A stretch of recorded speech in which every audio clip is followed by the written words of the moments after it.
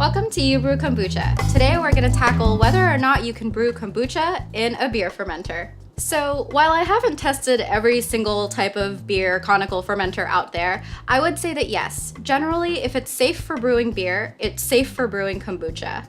So in other videos, I typically ward against using plastic in any part of the kombucha brewing process because depending on the type of plastic you're using, you can't always be sure that it is BPA free or that it's food grade or that it's safe for use with acidic beverages. But since the pH of beer can typically fall right around the range that kombucha pH typically falls, it's pretty safe to say that if the fermenter is designed for brewing beer, it would be safe for use with brewing kombucha. So what I have here is a conical fermenter. It's the Catalyst fermentation system sent to me by the nice people over at Craft Brew, and I have been using it to brew high volumes of kombucha lately. You can use this a couple of ways. If you're a big fan of batch brewing like I am, you can basically just use it as a large brewing vessel to brew a batch of kombucha and immediately bottle it and flavor it. But if you're a big fan of continuous brewing, because it has a spigot, you can also use this for continuous brewing kombucha. If you're curious about what the difference is between batch brewing and continuous brewing, go ahead and check out my video on that. While different beer fermenters can kind of vary in terms of what types of specs and features they offer, what I like about this Catalyst fermentation system is that it's lightweight, but it's still pretty solidly made. It doesn't feel like it's gonna break on me or just kind of fall apart anytime soon. It's also made out of a really high quality medical grade BPA free polymer that's scratch resistant. It claims to be pretty much indestructible, so I'm not worried that any scratches or chemicals or plastic materials will be leaching into my brew as I'm fermenting. If you brew both beer and kombucha, it's nice to have one fermenter that can do both.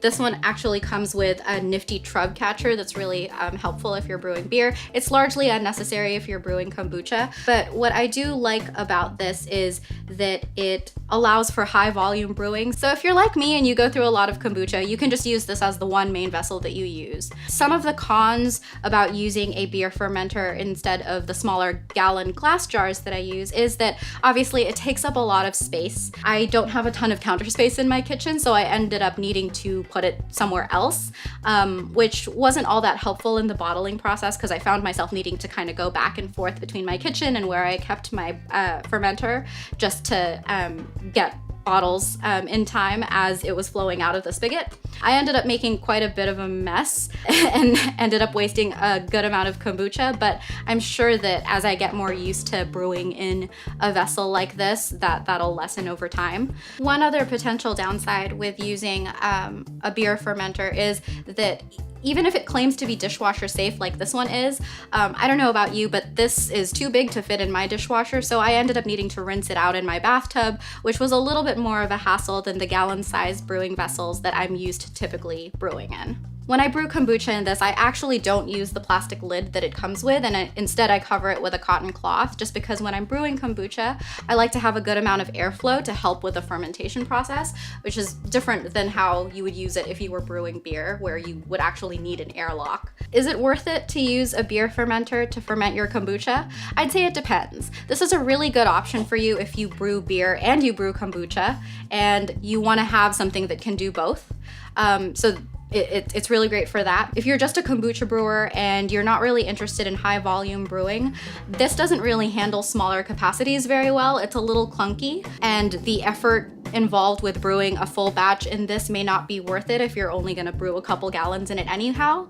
But if you are interested in brewing high volume, and if you're a beer brewer yourself, investing in something like this might be a really good option for you. It is worth noting that I couldn't tell a difference in taste or quality between the batches that I brewed in my glass containers and the batches that I've brewed in this conical fermenter. So quality-wise, as long as you're making sure that you're using a proportionate amount of starter tea to get that fermentation cycle going, your batches will turn out fine. I will note that you are gonna need to use a lot more starter tea if you want to get a batch of kombucha going in such a large container. So just make sure that you adjust that volume accordingly. And as you know, since new SCOBY growth will take the size and shape of your vessel, it is pretty cool to see a massive SCOBY grow across the top of this brewing vessel, for whatever that's worth, if you want a massive SCOBY mother.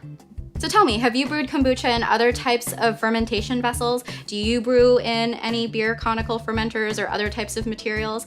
If you have any other experiences or tips to share, be sure to share them in the comments down below. And as always, you can find more tips and information at youbrewkombucha.com. Happy brewing!